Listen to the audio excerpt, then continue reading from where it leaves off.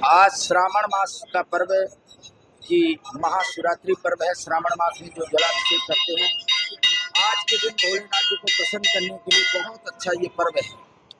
जो गंगोत्री से या हरिद्वार से गंगा जल लेकर आते हैं, देवाधिदेव महादेव जी को अर्पण करते हैं, भोलेनाथ जी उनकी मनोकामनाएं पूर्ण करते हैं। लेकिन श्रद्धा भाव के साथ, भाव से ही नैया भाव से पार होती है। भगवान कहते हैं, मैं किसी भी चीज का भूखा नहीं हूँ, मैं भाव का भूखा हूँ। यदि मुझे श्रद्धा भाव से आप एक लोटा जल भी अर्पण करते हैं तो मैं उसको अंगीकार कर लेता हूँ, स्वीकार कर लेता हूँ। एक लोटा जल सभी समस्याओं का हल।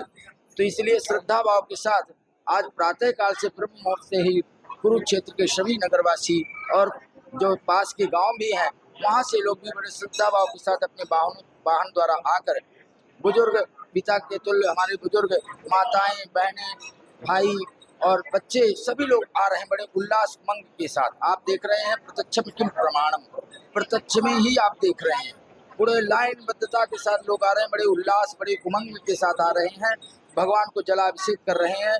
कोई शिव महिमा का स्तोत्र कर रहा है, कोई शिव तांडव का स्तोत्र कर रहा है, कोई शिव चालीसा का पाठ कर रहा है, कोई महामृत्युंजय का जाप, स्वयं राम राम का जाप कर रहा है और बैठकर फिर साष्टांग दंडवत प्रणाम करके भगवान भोलेनाथ जी से प्रार्थना करते हैं, अपनी अरदास रखते हैं। भगवान भोलेनाथ जी सभी की मनोकामनाएं पूर्ण करेंगे, क्योंकि ये दया के सागर है। दानियों में इनको महादानी बोला गया है, कालों के काल महाकाल भी हैं। ये सभी वर्ण के लोग इनको पूजते हैं। ये धरातल पर एक यदि कोई देवता है तो भोलेनाथ जी ही एक ऐसे देवता है कि सभी वर्ण के लोग इनको पूजते हैं, चाहे सिख हो, चाहे हिंदू हो, चाहे मुस्लिम भाई हो, चाहे जो भी हो, सभी लोग इनको पूजते हैं।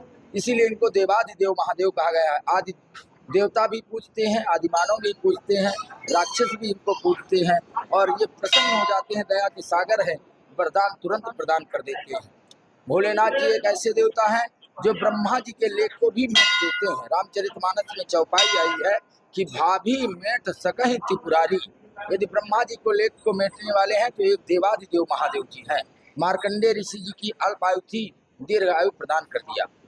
तो ऐसे देवता इस धरातल पर नहीं मिलेंगे जो जल से, घास से, पत्तों से प्रसन्न हो जाते हैं। तो मेरी यही प्रार्थना है सभी भक्तों से, सभी भोलेनाथ जी के प्रेमियों से कि अपने घर से पंचामृत बनाकर डोली या लोटे में लेकर आएं, उनको स्नान कराएं, इसके बाद गंगा जल से स्नान कराएं और बेल पत्ते अर्पण करें। अक्षत माने जो खंडित ना हो उसे अक्षत कहते हैं, साबुत अक्षत चढ़ाएं और जो भी प्रार्थना भगवान जी के चरणों में रखें, भगवान तुरंत प्रसन्न हो जाते हैं। कलयुग में बहुत जल्दी फल की प्राप्ति होती है, लेकिन हम लोगों के अंदर धैर्यता, सहजता और भाव नहीं उत्पन्न हो पाती हैं। इसलिए श्रद्धा भाव के साथ, इसीलिए भगवान के मंदिर में जो भी भगत आए तो मैं कहता हूँ पूजा तो करें, लेकिन साथ में उनका गुणगान जरूर करें, उनके इष्ट का नाम लें।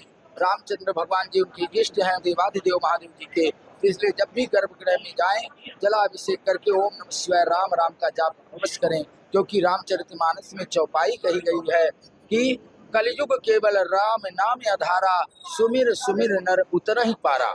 कलयुग में हम लोग विधि विधान से पूजा पाठ इत्यादि नहीं कर सकेंगे। स्थान शुद्ध नहीं मिलते, भाव शुद्ध नहीं मिलते, वस्त्र शुद्ध नहीं मिलते, तो इसलिए सामग्री शुद्ध नहीं मिलती। तो कलयुग में बोले कि भगवान हमको कोई सरल उपाय बतलाइए, तो भगवान ने कहा मेरा नाम का सुमिरन कीजिए, इसमें कोई नहाने की आवश्यकता नहीं है। आप लेटे हो, पड़े हो, खड़े हो, बैठे हो, चल रहे हो, फिर रहे हो, जिस अवस्था में हो मेरा गुणगान करो और भाव से पार हो जाओ। इसलिए मैं सभी भक्तों से कहता हूँ 24 घंटे में 24 मिनट भी भगवान का शुक्र अदा किया करो, धन्यवाद किया करो। आपका जन्मदिन होता है, आपका सालगिरह होता है, आपको इष्ट मित्र गुलदस्ता देता है, आप गले लगा कर कितना धन्यवाद प्रदान करते हो उसको।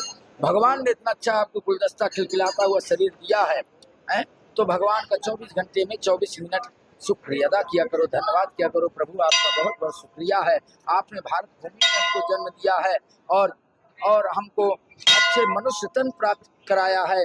और जीवों में किसी के अंदर ज्ञान नहीं है, मनुष्य तन में ही एक ज्ञान है हम लोगों को। और जो मनुष्य इस ज्ञान का उपयोग नहीं करता वो पशु के समान है। यदि बच्चा पैदा करता है, खाने में लगा रहता है, तो पशु के समान है। ये जीव जंतु सभी करते हैं, सभी डरते हैं, सोते हैं, बच्चा पैदा करते हैं, खाते हैं। तो इसी में यदि हम लगे रहे तो ये मनुष्य तन हमारा निरर्थक हो जाएगा। इसलिए मनुष्य तन पाकर दया और धर्म होना चाहिए। भगवान की आराधना वंदना करना चाहिए, भगवान का गुणगान करना चाहिए, आपस में मेल जोल बनाकर रहना चाहिए। कहते हैं जिंदगी का बस यही आधार हो, आदमी को आदमी से प्यार हो। ऐसा भाव लेकर हमको अपने गृहस्थ आश्रम में, अपने परिवार में, अपने कुटुंब में, अपने पड़ोसियों से भाव बनाकर रहना चाहिए भोलेनाथ जी की। तो इसलिए मेरी प्रार्थना है, ये दुखभंजन महादेव मंदिर कुरुक्षेत्र में सनह सरोवर सूर्यकुंड के पूर्वी तट पर स्थित है और मैं वहाँ पर पुजारी पद पर हूँ, उनका सेवक हूँ, भगवान के चरणों में दास हूँ। मेरा नाम सुशील कुमार शास्त्री है। मैं सभी भक्तों को ओम नमः शिवाय, जय श्री राम, हर हर महादेव बोलता हूँ। जयकारा वीर बजरंगे, हर हर महादेव। बोलिए श्री रामचंद्र भगवान की जय, बोलिए गंगा मैया की जय। आज महाशिवरात्रि है, क्या कुछ प्रबंध जो है वो मंदिर कमेटी की तरफ से? सबसे पहले तो मैं सभी को शिवरात्रि की बहुत बहुत शुभकामनाएं और बधाई देता हूं। और भोलेनाथ जी की कृपा से आज ये हमारा 33वां कावड़ शिविर था और जो कि आज संपन्न होने जा रहा है। और कल को हम इसका पूर्ण आहुति के तौर पे हवन करके अपना जलाभिषेक करके और यहाँ पे भंडारा किया जाएगा शहरवासियों के लिए। जो शिव शक्ति सेवा मंडल है, इसमें हमारा जो मुख्य कार्य रहता है कि कावड़ का प्रबंधन करना। प्रबंधन में क्या है कि कावड़ रखने का, कावड़ियों के सोने का, उनकी चिकित्सा का, उनके रहने सहने की जो भी व्यवस्था है उसमें पूरा अरेंजमेंट करा जाए। कावड़ी जब भोजन के बाद विश्राम करते हैं, रात को उनके पैरों में मेहंदी लगाई जाती है और साथ में उनको दूध पिलाया जाता है। और दिन भर सवेरे से शाम तक भंडारा चलता है। और भंडारे में यह है कि किसी भी समय चाय और नाश्ता लिया जा सकता है। और दोपहर का और रात का भोजन रेगुलर चलता है। कई बार रात को 12-1 भी बज जाते हैं, इतने कावड़ी आते हैं। हमारे यहाँ राजस्थान के आखिर तक हनुमानगढ़, गंगानगर वगैरह से कावड़ी आने शुरू होते हैं। और जो कि कुरुक्षेत्र वाले कावड़ी आखिरी दिन में आके यहाँ पे विश्राम भी करते हैं और यहाँ पे जलाभिषेक करते हैं। और सबसे बड़ी बात है कि जो शिव शक्ति सेवा मंडल है, ये अपने 33वें कावड़ शिविर में आए सभी भक्तजनों का स्वागत भी करता है और धन्यवाद करता है कि आप लोग आए। और भोलेनाथ जी का दिल से शुक्रगुजार है कि महाराज आपने इतनी कृपा बरसाई कि सभी यात्री सुखद यात्रा करके यहाँ पहुंचे और उनको कोई बिना तकलीफ के आए। जय भोले की, हर हर महादेव।